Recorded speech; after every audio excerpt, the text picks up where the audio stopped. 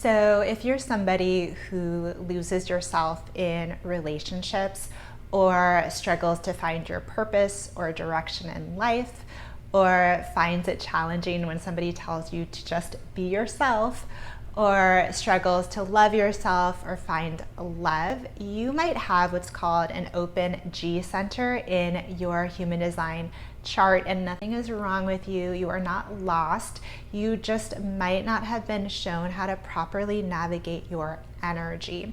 So the G center is an energy center, and it's also called the identity center, which is what I'm going to call it in this video because that's how I learned it in my human design training. But just know that in traditional human design, the identity center is called the G center. So in this video, I am going to teach you, number one, how to know if you have this center open. This video is about what it means to have an open identity center. Number two, how this center relates to themes of identity, love, and direction. Number three, the surprising way to align with your correct direction in life and to find love. And number four, what are the gifts of having an open identity center? So you definitely want to stay till the end for that.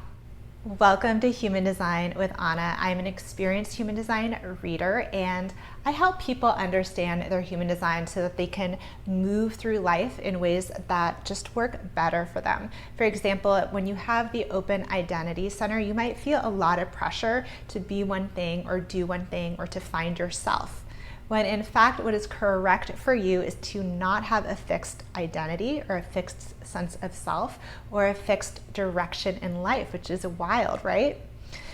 So how do you know if you have an open identity center in your human design? Well, first you need to look up your human design chart, and I'll drop a link below where you can do so for free. And once you enter your birth information, you'll see your chart, and there's all these different shapes on it. There's 9 shapes, and those shapes are called centers or energy centers. They're loosely based on the chakra system. So the identity center is smack in the middle. It's that diamond shape, and if it's open on your chart, it's going to be white. If it's colored in, that means it's defined, and I'll make a separate video on that.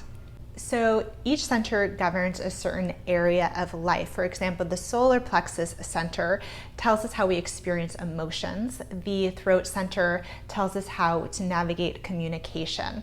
But the identity center, the themes of that center are actually quite a few. So we have the theme of identity and sense of self. It governs direction and purpose, so you can think of it as your trajectory in life. It has to do with self-love and love, and it has to do with your higher self. So whenever we have a center open, we are designed to be more sensitive to the influence and energies of those around us, and really to be impacted by those around us in that arena of life. So what does this mean for you if you have an open identity center? Starting with the theme of identity, it means that you're really here to express yourself in different ways depending on who you're with and where you are. Now, I know that it can sound negative to be influenced by those around you and to not have a fixed sense of self, but this can look like in your life you have a lot of different identities, or it can look like having a lot of different careers. So an example would be you grew up in a beach town and all your friends were skaters, so you were a skater. Or you lived in New York City and got an MBA, but then you moved upstate and became an organic farmer. Or you married somebody who was very religious and you weren't very religious, but in that relationship you become a devout Catholic or Jew or whatever your partner's religion is. You can think of your identity as fluid, as shape-shifting. So for you to be yourself means to be what feels most like you in your current era of life. Taylor Swift actually is a really good example of somebody with an open identity center. You know, she had this huge Eras tour, and throughout her concert, she went through the different eras of her music, and there's definitely distinct identities that she embodies, right? She's a folk singer, she's a country singer, and that's a really positive expression of what it means to have an open identity center. You can also, with the center open, sample different identities and see what feels most like you for the time being, knowing that'll probably change. Now, if you're arguing with me in your head, like, Anna, I know who I am, and you have an open identity center, you might want to think about and reflect on, like, well, who am I around? Am I maybe reflecting my partner's identity or that of my friend group? Another thing to reflect upon, if you're somebody who pursues different degrees or titles or certifications, question whether you're doing that because you're trying to find a fixed or a stable sense of self. For example, maybe you get an MD so you can say, have doctor attached to your name, or you get a life coaching certification so you can say, I am a life coach. Now, of course, there's nothing wrong with pursuing degrees and titles and certifications, but you always want to take action coming from your strategy and authority in human design, and never from the shadow of your open center. So the shadow of having an open identity center means this search for a stable and fixed sense of self, but really you're here to be fluid and ever changing.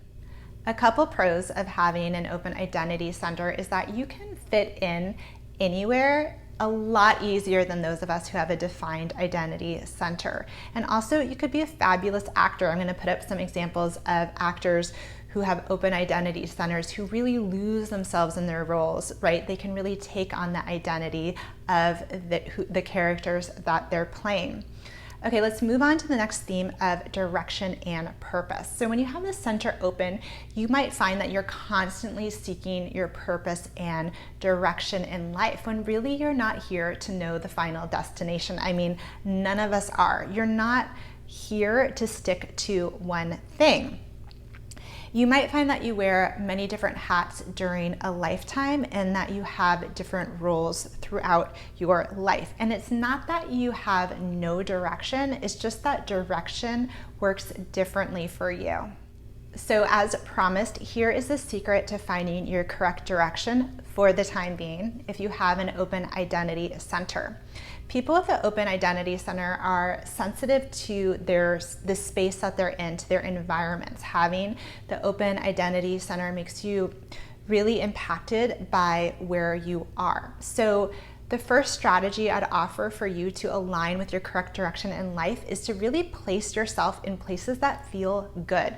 This could be your apartment, your workplace, the city that you live in. You really want to curate your spaces, because when you're in the wrong spaces, the wrong opportunities are going to come your way. The second strategy is to allow others to initiate you into the right direction, to take you here, to take you there. You can really sample different directions until you settle on one that feels good for the time being. Really allow people to be your allies to lead you to the right opportunities and jobs. One of the drawbacks for having the center open is that you can hold onto relationships and jobs that no longer serve you just to give you a sense of direction in life. Now that brings me to the next theme of love. So people who have an open identity center can sometimes often overly adapt or overly borrow their partner's identity just so that they can have a sense of self. It's important for you to really let your partner know that you're really here to express yourself in a multitude of ways and to be ever evolving. And you just really don't want to be boxed in. I really love the quote by poet Walt Whitman, "I contain multitudes." So I really encourage you to embrace that. I contain multitudes. Also, with having an open identity center, there can be this constant search for love. Like, where am I going to find love? What direction is going to take me to love? And you might even question your own lovability. So I would encourage you to try the same strategies for finding your correct purpose in life to finding love. So number one, put yourself in places that feel good, because when you're in the wrong spaces, you're automatically going to be with the wrong people. So this might look like, changing your workplace or going to a cafe that you really like, or considering how the city that you live in or the environment that you live in really makes you feel. Because when you're in the right place, often the right people will come along. And number two, again, let your friends, let people be your allies to initiate you into into love. Like this could look like a friend introducing you to somebody new, a potential partner. You really don't need to initiate a lot of action to find love. Trust what shows up for you. You don't need to chase love. The last theme of the identity center is a bit more mystical. The identity center for all of us, whether we have it defined or open, is considered the seat of our higher self. So it's actually the magnetic center of our chart. It is really draws to us all that we're meant to experience in our lifetime. And by following your strategy and your authority in human design, you can really facilitate this. And I've made videos on those. So why is it called the G center in traditional human design? I do not know. And I suspect that not even Ra Uru Hu, who brought human design, the system, into existence in 1987, I suspect not even he knows, because again, this is the most mystical center of your human design. Okay, let's move on lastly to the gifts of having an open identity center. So wherever we have an open center in our chart, we have the potential to be most wise. So I know that it sounds negative to be sensitive when we have these open centers, but it's really not a bad thing, because it's really here where we are meant to be the most wise. So if you're a reflector and you have all 9 centers open, that means you're here to be the most wise of all of us. I call reflectors the wise 1%. Anyway, so back to having this center open, here are some of the gifts. You really have a gift of guiding others and leading them to their own direction and purpose in life. So this would be a great center to have open if you were, let's say, a high school guidance counselor. You can also really guide people in their love lives. So this would be a great center to have open if you are, let's say, a love coach or a dating coach. Also, with this center open, because you can really step into other people's shoes, you can make a great therapist, again, a great actor, a great book editor, because you can really go into other people's inner worlds without so much attachment to yourself or without so much projection. Another gift of having the center open that I really love in my friends who have this center open, I have a defined identity center, is that you can really reflect somebody's identity back to them. And I know for me, with this center defined, sometimes it feels like my nose is to the glass in terms of like trying to see myself. And it's been so helpful for my friends who reflect back to me the bigger picture of who I am and where I am going. So in general, people who have an open identity center make really great guides, and maybe that's what the G stands for in G Center. I don't know. What do you think? Let me know in the comments below, and please don't forget to like this video. Thank you guys so much for watching. I really hope it brought you greater understanding of yourself if you have an open identity center, or of your loved one who has one. Until next time, take good care. Bye.